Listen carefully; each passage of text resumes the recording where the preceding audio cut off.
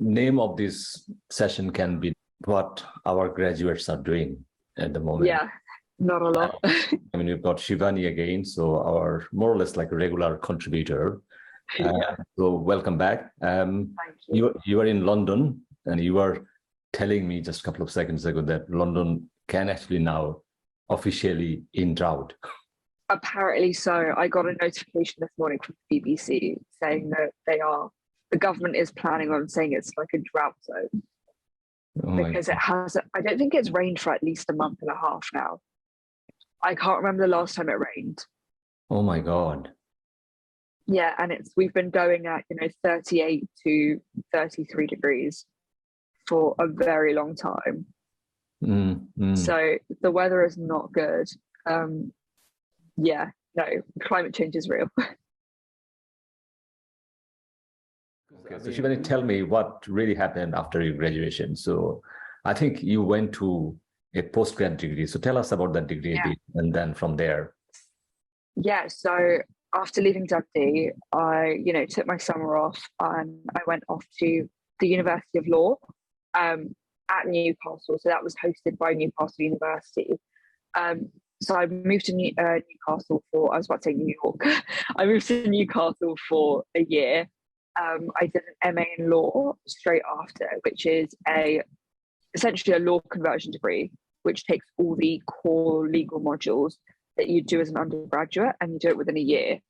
And then, so that was my degree. So 4 modules either side of the semester, covering all the core modules. And after that, you essentially have an undergraduate law qualification. So you can go on and do your LPC or your bar course to become either a solicitor or a barrister. So that's what I did after leaving Dundee. And after having left that, I'm now just going into work. I can do my LPC straight away, but I want to do a bit of work first and then do that. Because when you were talking about the subsequent degrees you need, I mean, to become a barrister, these are quite expensive to do. Yeah, so the LPC, it depends. I think it depends where you do it, but it's anywhere between, I want to say 13 and 18 grand. So it's extremely expensive, and the government don't fund it because it's not a master. Once you've had a master's loan, you can't go and take another one. So you would either have to fund that yourself or find a company that's willing to fund it for you. Or you can work somewhere else, earn that money, and then do it yourself, kind of thing. If a firm decides to take you on board, you don't have to pay. So the firm will pay for you, or for the firm, they can choose. So it's for them, it's like an investment, essentially. So if they take you on, say, in like a legal clerk role, so you're just working in admin, basically. If they think you're really good and they want to take you on, if it's really up to them if they think you're a good enough investment or not to do it. So if they're like, okay, this person's really good, we want her to do her LPC and become a fully qualified solicitor, you also have to do a training contract for 2 years, which is essentially work experience. So they have to choose to put you through that. So it's really how hard you work. But do you think the contacts, networks, those kind of things work as well? Like, I mean, the farms the farms your parents know, or your probably the way like Boris Johnson's family work. Half the government works, but definitely. Like, if it's, say, you work for, I don't know, if your parents have their own firm, they can take you on as a trainee, because there's no sort of thing. It's up to the firm if they take you on or not. But for you decided to take some job offer and then from there earn some money, and then you can fund yourself. There's no time limit as well on when you want to do it. It's also a very, very intense course. And I think after having been in education for 20 years straight, I think taking a break, working, letting myself, actually do something that I want to do rather than just studying straight is a better option right now. So tell us about the job you've got. So right now I'm going to be starting on the 22nd of August. But essentially, I'm working as an immigration coordinator for a modelling agency. And I've been also offered to do contracts and stuff like that because I have a legal background. Yeah, so I review what they have, where they're coming from, where they're going, who they're working for, their right to work in the UK, their citizenship, all of that kind of stuff. Basically looking at the immigration side of everything. So like, tell us about this modeling. Is it like high profile, like, Yeah, it's quite a big modeling agency. They're called Milk. So they're doing fashion. They have loads of models going to Fashion Week. They have models who are covering Vogue and GQ and massive magazines like that. So they do have quite a big outreach. They are based in London, so they work primarily with British models, but they also coordinate loads of models coming in from like Toronto and New York, and models going to Paris and Milan and Tokyo and stuff like that for Fashion Week and stuff. Because I remember you used to write for some fashion magazines. I mean, yeah, I used to write for it was a startup magazine by a student, and she was doing a fashion major. That was her degree. And she started a fashion magazine, like a digital magazine.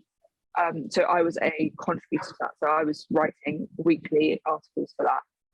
So, like, I mean, when you applied for this job, quite complex CV, it looks like you've got law degree, you have got IR degree, and also like fashion writer. So basically, you can work anywhere from like Goldman Sachs to like Versace to like I can go anywhere I want. That's essentially what I've tried to curate myself as well, because I'm a very sort of like hoppy person, as I like to go from one thing to another. So yeah, just about getting experience anywhere you can, whenever you can. So, and I think I also had experience working abroad, which a lot of companies look for because they want to see that you can adjust really quickly. And then I also speak multiple languages, so I think that helps. And then it's really about being able to present yourself as well. So if you can write a solid cover letter, and then that's the main thing to get past, I found, on applications, is your CV and cover letter. Because once you're invited to an interview, the interview is super easy because you need to bring out your personality, but that's kind of like the cherry on top. The actual core stuff is your CV and cover letter, because they can't get to that core unless that's really good. Yeah. So, like, what do you think the ideal cover letter, and how long it should be? So mine's been like about a page and a bit. So the first bit is really introducing myself, who I am, what I've done, what my background is. The second really being why I'm so keen for the role. You've really got to express why you're really keen for it, and why your sort of experience is relevant to the role. Really explain that you understand the concept of the role and the company, and also to show that you've done like research and you're not just randomly applying for the role. So that's really important to have. And then just like a general sort of overview of these are my core skills and this is how I've done this. Just making it seem as professional, but also like cushy without being pushy at the same time. Because like jobs are like, jobs are important for our lives, but also jobs have to be, fun. I mean, and then you have to have some kind of passion for that kind of fun as well. Yeah, and that really makes an impact. If they can see that you're super passionate about the role, they instantly know if you're applying just for the sake of earning money, or if you're applying because you really care about the role or you're really interested in the role. And that comes across, I think, in your experience, but even if you're not experienced, in your cover letter and the way you present yourself at an interview. Like, I mean, a couple of years ago when I was like mentoring a student from Germany, and when I saw her CV and cover letter, one thing they do in Germany, they put their profile pictures. Oh. Yeah. Like a dating app. Professional dress, obviously. Yeah. And I mean, what do you think? Like, do you have to put those things in your profile page or anything? No. You don't even need to put your address. Like my CV is my name, my phone number, and my location. So my location literally just says London. That's it. if they want more information, they can get in touch with you about it. But other than that, I don't have any more personal information on it at all. Because I was under the impression that they needed your full address. They needed like, they also have my email. So my email, my phone number. But again, you don't need any more than that. But a really handy thing for that kind of stuff is LinkedIn. I think because LinkedIn is, most companies now look at your LinkedIn profile. It's essentially a social media app, but it's for professionals. So you have your profile picture, you have your CV basically on it. So you can also be headhunted from that. So you have a profile picture in your LinkedIn page. Yeah. Obviously, business people will look for your profile, your online existence, and then normally they go to like LinkedIn page. Yeah. If they see it, then no, that's your profile picture. If they want to know you, the CV, the things you are doing, have been doing. So the LinkedIn page, this is one of the things, people, more or less spend all their times on Facebook or Instagram or like TikTok or all the social media. But one of the things is like outsider is actually LinkedIn, but the money is actually there. The business versus business, isn't it? That's the giant sleeping there.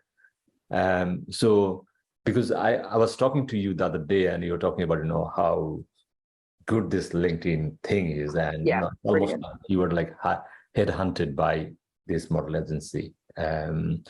So what would be your tips for the students, your generation, who are kind of, just finishing the university or, finishing their postgrad degree and now going for, I saw like lots of students now coming up asking for their reference from me. And normally I ask them, can you send your CV, please, so that I can add some of the things there. But normally it should be in your LinkedIn page. Yeah. And that will be looked by your potential employers as well. Yeah. But also so make it I think lots of people are worried about their digital footprints around internet. But I think I use social media. I use mainly Facebook and Twitter and YouTube because of my podcast. But I think Twitter for me, I don't use LinkedIn page that much because I'm in a kind of job which I've been doing for some time. Yeah, and also I'm passionate about this job, so I want to stick to this job. But it's a great place to be, even if you are in a stable job. Like I'm in connection on LinkedIn with so many old advisors and lecturers and teachers from school, like people that have been in the job for 20 years kind of stuff. But it's such an important sphere. It's like Facebook, but a professional Facebook. So, you can post, I've just written this book, I've just written this article, go check this article out. I'm hiring. So loads of people put out the fact that they are hiring for their company. Or I'm looking for a research assistant because I'm writing this, book. I want someone to help me with it. So it's a great place for people that are looking for jobs, but also for people who are looking to employ. So not even to employ, even just for connections, it's such a great place to form sort of mutual connections between people and say, actually, I know someone through LinkedIn that I've met. Add me on LinkedIn. Oh, they work at Goldman Sachs, for example. They can help me out, this kind of thing. So it's a great thing to build connections with. How responsive those people are, if you're asking for some kind of advice or some kind of tips from the people, who are in a very well-placed position. Do they respond in LinkedIn? I see it every day. I see people put out general questions every day. So you can make a post essentially like Twitter and say, hey guys, I'm going for an interview at this company. Does anybody have any tips? And people can respond underneath and say, yeah, I've interviewed here. Like they might ask you this or be prepared for this, or, it's a great place where people can answer questions as well. So it's a great forum like that. And even if the company doesn't respond, there's going to be people who have either interviewed there or applied there or worked there that can respond to it. So it's just about making your question as approachable as possible for as many people as possible. So like the way like the Twitter, if you post something, everyone can see it. I Yeah, mean, how these things work in like LinkedIn? So if you post something, has it got some kind of like public or private or that kind of thing as well? because if I post something, yeah, so there's an option for either anyone to see it or for Ah, just your okay. connections. Okay. So like unlike Twitter, it's like more like, the people are more or less, like these are the people and not random people. This is the Yeah, people who have got some kind of connection, some kind of networking, some kind of background. yeah. So when you connect with someone on LinkedIn, you can go onto it and um, it's like sending a friend request on Facebook, but Mm. you don't have to be friends with them. So I've got so many people from school, from my Okay. secondary school, from like years below and above that I haven't spoken to in years, but oh yeah, we went to school together. Mm. I'll accept your LinkedIn and they'll be on your connections, but they could have a mutual connection with someone at, like I say, a massive law firm. Mm. So, Mm. if you make your thing available, if they repost it, it's like someone else will see that and someone else will see that and it will get to someone else that it wouldn't have normally gotten to. Mm. Mm. Yeah. Because I think that's kind of human nature, isn't it? Like we're social animals. So like ideally we should hire someone I know. Or at least know of. Yeah. Yeah. Okay. So like I mean LinkedIn has got like lots of options as well, like the pro version, like Yeah. so that makes a bit more complicated area because now we are talking about very young people have got not much stable income and then Yeah. suddenly you ask for that, can you pay £30 per month just for this Yeah. subscription? Any like tips there? Is there any kind of things there you can play around? Sure. Because I'm not going to pay £30 for a LinkedIn subscription. But I know a lot of companies do pay for it because when they're actively recruiting, they Mm. will pay for premium because it lets you see all the statistics. So it lets you see, how many times someone's viewed your profile. It lets you see all the impressions that your post has got to and stuff like that. But the tip that I would say is that you get a free month Mm. for the trial. Use that wisely. So when you are actively looking for a job, use that because the tips they give you are great. They give you interview tips. They give you so you can filter jobs on it, Mm. and they will give you jobs saying you, according to your CV and your experience, you'd be a top applicant for this job.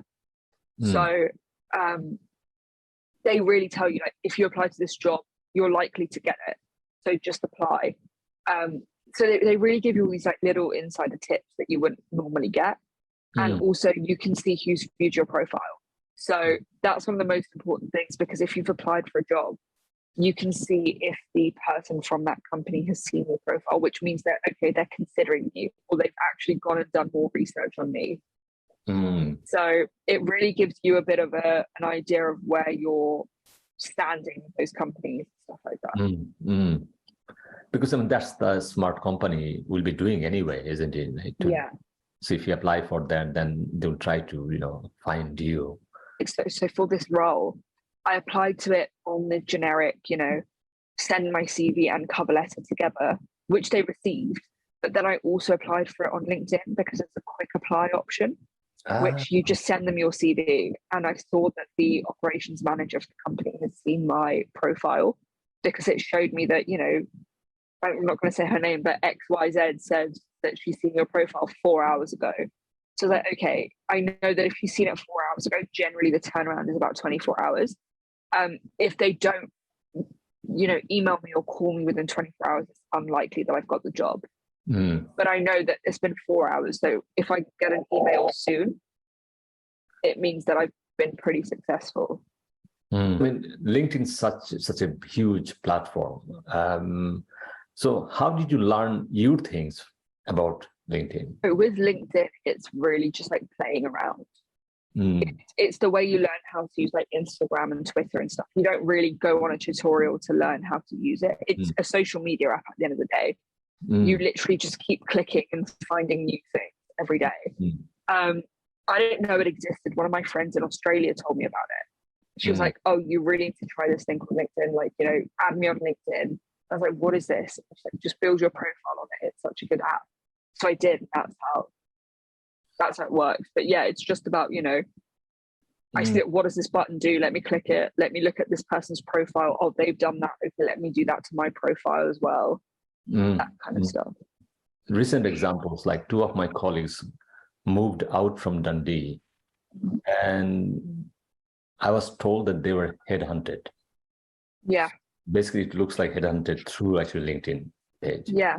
It's like, because I'm really into the media thing now, so I'm like, moving towards more like journalism, like that kind of area. I really enjoy those things, interviewing people. So perhaps like, in my next media can be a good option for me. That's a good tip. I mean, I will get involved with my LinkedIn page now. Yeah, no, for sure. And even to just share articles that you've written, or, it's such a great place to learn new things as well, because so many companies post all these articles that you get access to and stuff like that. It's just an easy forum for information to be more accessible as well. So, you see things that colleagues have posted, that ex-lecturers have posted, and you can see and read it. Great place to put your podcast out as well. So like, can you see like how many people saw it, or how many people viewed it, how many people read it, that kind of stuff? Yeah, so there's an impressions page. So if you've put a post out, so say I recently put a post about my graduation, you can go to the bottom and there's this over here which says impressions. Wow. Okay. Also shows the demographics. So these are the people that viewed my posts. Okay. So they work in auditing, they work as paralegals, they work as lawyers, which makes sense because that's kind of my field. But yeah, so it lets you see those kind of things as well. So like, if I compare this with like Twitter, like, I mean, unless you follow someone or they follow you back, normally, no, you cannot communicate much. But it looks like LinkedIn, because these are all like business people, and then they know that they are here for something. Can you give us more idea, like how does it work? Like, I mean, can you have someone who will also follow you back, like people like Alan Sugar? No, they usually, those kind of people actually, they have verified profiles. So you can't add them on LinkedIn. You can follow them. You can add regular people. Okay. Like you and I can add each other, but I can't add Boris Johnson on LinkedIn. Like you can follow him. You can see what he posts and stuff. Okay. It's like social media in that way. You can't directly DM. Communicate. Yeah. Okay. But again, with regular people, so say the law community, you can communicate within each other, but again, it depends who your connections are with. So say I'm posting I'm posting about law. Lawyers will see it and people in the legal sort of sector will see it. But also if I have a connection with someone in the biology field, they can see it, they can repost it, they can like it, they can comment on it, and then the people that they follow will see it. So it really depends who your connections are as to how far it kind of branches out as well. So if someone is looking for a job in like, like your kind of job hunting, like it's just random, just like you just saw it and then just applied it, or? Well, so there's an option which you can see at the bottom. There's a jobs option in the corner over here. Oh, okay. So if you click that, it'll let you search jobs. And so you can type in media jobs or paralegal, for example, and you can set that as a filter. So what LinkedIn will then do is send you paralegal jobs available in the area that you want to work in. So you can select, I want to work in London as a paralegal, and then it will send you all the opportunities that come through. So it filters it for you rather than you actively searching. And there's two options: there's an easy apply option, and then there's just an apply option. So generally, if a company wants to fill out loads of forms or their own company form, they will make the option just to apply. Or or you can easy apply to a company. So some companies will make it super accessible for you, and you just press easy apply, send your CV, answer 2 or 3 questions on LinkedIn. You never leave the LinkedIn page, and just send your CV like that. So you can apply to 60 jobs in an hour just by sending your CV on easy apply. I mean, I actually did not realize that. I mean, you can actually send CV or like, job application through LinkedIn. That's exactly what I did. So I was just sat there, and one of my filters was legal. I think it was immigration and legal were my 2 filters. And I got this job come through, and it had an easy apply option, but it also said, please send your CV to this email. So I sent my CV and cover letter, and then I also applied through the click, the easy apply option. And the thing about easy apply is when you apply through that, you can see if they've seen your application. So it'll tell you the company has seen your application, the company has opened your application, the company has read your application. So it actually shows you in live time. It's like going back to that, this cover letter. It's like a personal statement kind of thing. Yeah. Can you ask someone to have a look at your draft you've done? For sure. You can. Yeah, I had a friend who really, really helped me with everything. He checked my CV for me. He edited my CV for me. Wow. He edited my cover letter. If you have a solid friend like that, he checked everything for me. He said, maybe change this a little bit. So yeah. It's like kind of a smart tool, but you have to be smart yourself as well. Yeah, and you need to know who you're asking. So you need to know that the person you're asking is someone who knows how to do it, rather than just a random person that might not know. But yeah, make the most of your friends, because your friends are your biggest connections as well. Yeah, because normally your friends are from your university. These are good people. Yeah. LinkedIn's, the alert system is quite strong. You can see if someone has got this some kind of request, you can see it comes to your email straight away. So far you went to 3 universities, isn't it? 3, yeah. That's huge. I mean, and my secondary school. I'm connected with loads of teachers from my secondary school. Yeah, even randomly, my cousin said, add me on LinkedIn. And she knew someone from this massive law firm. And she's like, oh, just add me on LinkedIn. I can send them your LinkedIn profile.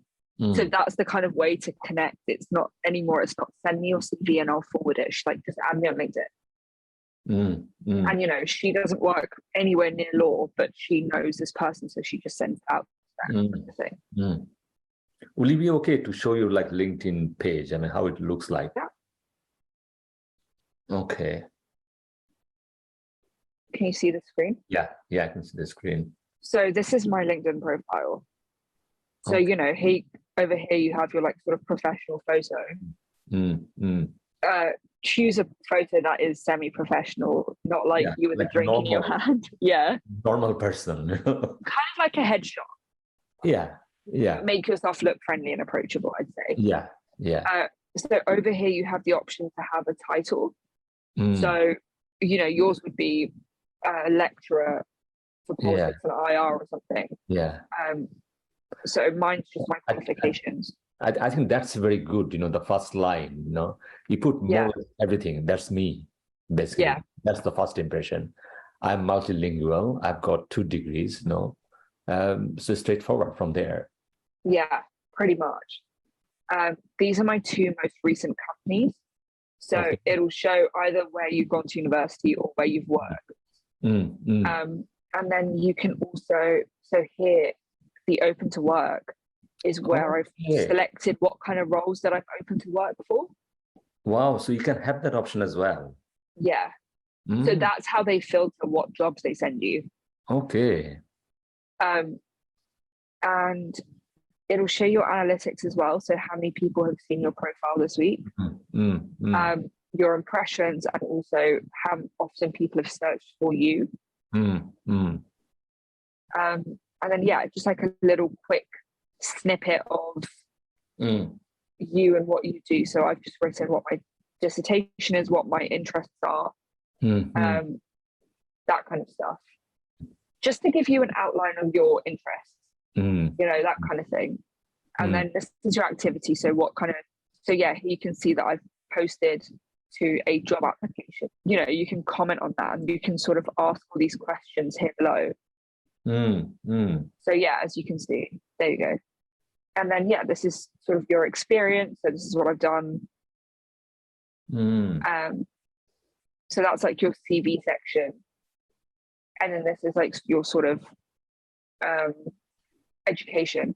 So you can write, you know, core modules, what you've done. It's so easy to navigate. And when you're putting in your experience, you can also, there's an option to choose what skills you gained from doing this. This is like brilliant. You know, one of the things I used to talk about, you know, the way our generation is like one to many. You know, someone posts somewhere in like newspaper and then many people can see. But now it looks like many to many, isn't it? Yeah. Same time. Real sure. time. And then you can also put in like any licenses. So I have a safeguarding license. This is any volunteering that I've done. It also says the skills that you have. So yeah, so for example, one of my skills is German. I can speak German. And people in your network can endorse you and say that, yeah, this person can speak German. So you can see that my friend, two of my friends, and then also my German tutor from school. Yeah. Wow. So my teacher from school said, yeah, I can endorse that she speaks good German, kind of thing. So people can see that the skills that you say that you have are genuine because other people are backing you up. Like skills, you can say what courses you studied at university to show your specialization. You can also, any awards that you've gotten, you can write that down. And also your languages and what proficiency you can speak them at. And then also what kind of stuff you're interested in. One of the things you mentioned about you have got some certificate, some kind of licenses. Yeah. It sounds good to me, professional certificates. I mean, how easy to get those certificates? So I got that certificate through my volunteering at Age UK. Okay. So they paid for me to do it. Okay. But and yeah, how difficult to get this kind of, how much training you need, how much commitment you need? Because I mean, lots of the students are, you know, obviously studying, they're working part-time. And then on the top of that, you know, you have to gain some certificate. How easy it is? Yeah. That was super easy. It took me, I think, literally 2 days because you have to do an online course and then you have to do an exam on safeguarding. And once you've done the exam, you get an NHS certificate. So I had to get that because I was working with elderly people. So sort of general safeguarding is the kind of, you know, how to look for signs of abuse, how to look for signs of neglect and stuff like that. It's a great skill to have. That's the main gains from like doing any kind of voluntary work. And I think, you know, because the jobs are all about, you know, people need to trust you first, isn't it? Yeah. And I think these are the credentials. They will signal that, yeah, this person is trustworthy. Yeah. Okay, tell us more. What else? So this is the jobs page. So this is where you can, so I said that I want to look for a role as a research assistant. They will show me all of these research assistant roles that are available right now.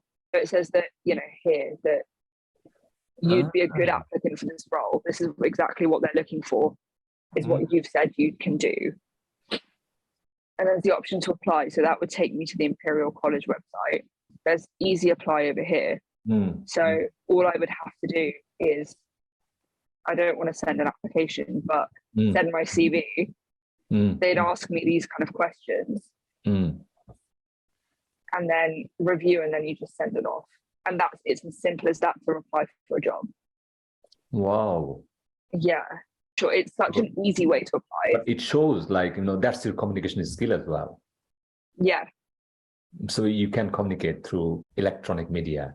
There's interview prep, so they can help you practice with interview questions. These are generic questions that any sort of employer will ask you. Okay. If you want special ones, then you can get it on premium, but you have to pay for that. But the generic ones are free and available to everybody. There's also like the home page. This is like the kind of general, you know, what people have liked or what people find for insightful. So, you know, these are not people that I follow, but some of my friends have followed them. So they've reposted it. So it comes up on my page. Normally, if you go to any social media interface, normally you get lots of random video, and these are quite annoying. You're not that kind of stuff, like cat is flying or like. No. Because this is a very professional forum. So whoever posts that, they would seem very unprofessional for posting that. This post over here, this is from my tutor for my criminal law. Okay. And she posts so many jobs. Like she will repost jobs on her thing saying, so this is for a legal tech breakfast thing, but then she'll also post, there's a job going at this solicitor's office. They're urgently looking for somebody. So yeah, it's also so many tutors at university post different jobs. Can you set up some kind of alert system? So on jobs, there's job alerts right here. Okay. And then you put in the kind of role that you want. Okay. When you want to work, so do you want to work full-time? Do you want to work part-time? And then it will send you the jobs. So you can filter it to anything. This is like heaven for job search. Yeah, it's so easy. And after a point, it kind of gets addicting. You just like applying for jobs. You just keep applying. It's like a game sometimes. You forget that you're applying for real jobs. Okay. I did that a lot at the start of my job search. I would sit there and apply to everything. You'll not do it 24/7. No. It brings lots of creativity for you as well. I need to update my CV this way. I have to tweak this, tweak that. Yeah. So it's like continuous learning process there as well. So you can see your network as well. So, the kind of people that you are in connections with. So these are all people that I genuinely know. But if they repost something, I can see it. Or you can see Dayan's on there. There we go. Yeah. But yeah. The good is if you message Dian, even if he doesn't check LinkedIn page, he'll get the message in his email. On his email, yeah. Yeah, so it's like almost sending an email. Yeah. It literally is, yeah. And, I've got, so as I said, like lecturers, I've got friends from school. I've got, especially because, with your background, you were all over the places as well. You might end up like someone from your network is the Prime Minister of Australia or like. You never know. Or works in 10 Downing Street, Oh, no, thank you. Yeah. Brilliant. Like, you can see, Samantha. Yeah. Samantha just got a job in Dunn University. Yeah, she just posted that on LinkedIn. It's possible. So you can see like it's a very young age, just exponentially, the rise. It's possible. And I can I was talking to Josh yesterday, who's starting his career as a teacher. So these are the students, just a couple of years ago, just like, 17 years old. Now they'll be working, big things. Yeah. In your case, you'll be in charge of, people coming in and out of the country. So I'll be in charge of Fashion Week. You can go to like Fashion Week as well. Yeah. It's a big responsibility because you kind of, if you mess up, someone's whole job is at risk, basically. But also like, if you're interested in some kind of industry, you are passionate about like fashion industry, so you have to know these people as well. You have to know the brand. And I was talking about you and asking you, can you pronounce like Louis Vuitton?